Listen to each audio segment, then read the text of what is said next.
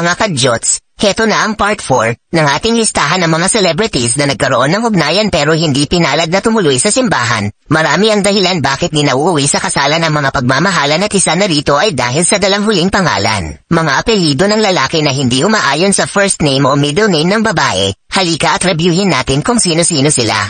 Mga kadyots, ano nang ganap kay Kyla Estrada matapos ang sunod-sunod na projects niyang Linlang at Can't Buy Me Love sa TV at Unhappy For You sa movie? Well, kasama siya sa seryeng Incognito with Richard Gutierrez. Pero ano itong chika di umano na habang on vacation si Kyla sa Mumbai, India, nakilala niya ang gwapong field hockey player na si Harmanpreet Singh, isang player at ilang beses nang naglaro para sa India team. Ipinakilala sila sa isa't isa ni Adi Raj na kasamahan ni Kyla sa Star Magic. Naging friends sila till they hung out. Nakita pa nga raw si Kyla na nasa Paris Olympics para mag-cheer kay Harman, at nanalo naman ang India versus Spain sa bronze medal match ng field hockey. Pero pinayuhan ang aktres ng tita niyang si Jelly De Belen na pag-isipan bago magseryoso dahil di magandang pakinggan na magiging tunog manininam siya kapag misis na siya ni Harman gamit ang apelyido nito, #Mrs. Kyla Singh. Oh no, oh no, oh no, no, no, no, no.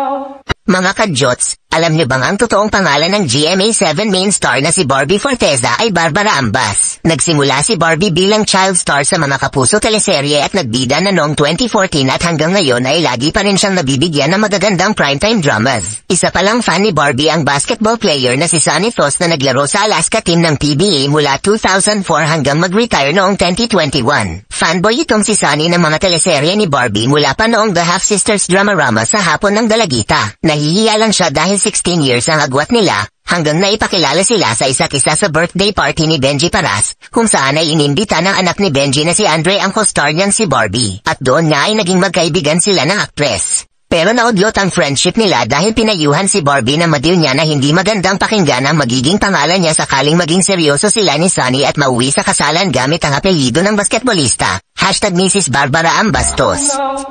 Oh no. Mga Mars, masyadong namumukadkad ang kagandahan nitong si Kailin Alcantara ng Kapuso Network. Matapos ang break-up nila ng anak ni Carmina at Zoren, na si Mavi Legaspi, nakita na agad ng publiko ang bagong boylet ni Kailin na kasama niya sa GMA Gala, na si Kobe Paras. Isa sa mga anak ng basketballistang si Benji, at nakakabatang kapatid ni Andre. Pero may tsika sa atin na bago raw niligawan ni Kobe si Kailin, ay pinormaham daw muna ito ng isang afam na taga-Finland. Ang entrepreneur, businessman, blogger at speaker na si Taneli Tika. Nakilala daw ng negosyante si Kailin na maging guest speaker ito sa isang international business forum sa BGC, kung saan ay isa sa host ang aktres. Hindi naging hadlang ang agwat ng edad nilang 24 years sa kanilang pagkakaibigan, dahil masyado nitong pinamperd si Kailin. Pero tutol ang ama ng dalaga, kaya di nag-level up ang panliligaw ng afam. Masagwa daw kasi ang magiging pangalan ni Kailin gamit ang apelyido ni Taneli kapag nauwi sa sila nakasalan. #Mrs. Kailin Tika.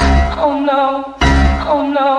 Kontrobersyal na naman itong sexy actress noong early 2000 na si Keanu Reeves, na ang totoong pangalan ay Janet Derecho. Ito ay dahil sa opinion blog niya ukol sa XXX video ni Mark Anthony Fernandez. Kilala si Keanu bilang prangka at walang tinatago pagdating sa mga naka one-night stand niya, pero masumikat siya nang manalo sa Pinoy Big Brother Celebrity Edition. Pero ano itong balitang may ini-stalk daw ito dati na isang starstruck male finalist from Angeles, Pampanga na si Benj Pasha noong 2005. Yes, nakyutan daw si Keanu sa Survivor na si Benj at nanonood pa ito ng Eliminations Nights ng kilalang reality TV show ng GMA7. Pero bantay sarado raw ang binatilyo ng parents at GF nito kaya di makascore si Keanu. Nanhihinayang nga ang veteranang sexy star dahil kung nagkataon na sila ni Benj ang nagkatuluyan, carry daw niya ang magiging pangalan niya bilang Mrs. Janet Derecho pa siya. Oh no, oh no, oh no, no, no, no, no. Mga kadyots, natatandaan niyo pa ba ang kontrobersyal na actress na si Ana Halandoni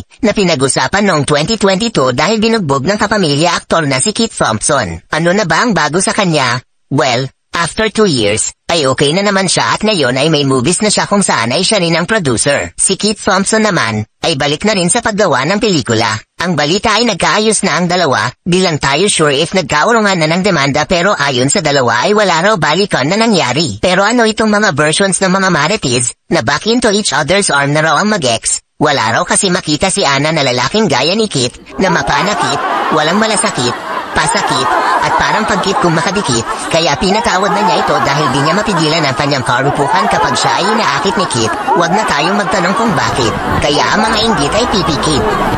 Mga kadyots, May chika tayo sa kapamilya actress na si Vibory Esclito, na sumikat sa Pinoy Big Brother Lucky 7. Di umano ang go-getter girl ng Bohol, ay ini-stop ng isang Swedish heavyweight boxer at MMA fighter na si Alden Riz. Nagkakilala ang dalawa sa Instagram nang mag-like ang boxer sa photos ng Boholana star at nagka-chat nga sila. Nagbalak na nga si Alden na bumisita sa Panglao para ipakitang seryoso siya sa dalaga. Pero pinayuhan si Vibory ng DFA niyang si Kaori Onuma na maghinay-hinay dahil nakakabastos ang magiging pangalan niya pag naging misis siya ng boksingero gamit ang apelyido nito. Hashtag Mrs. Vibory Esclitores, hashtag joke lang. Oh no. Oh no, no, no, no, no.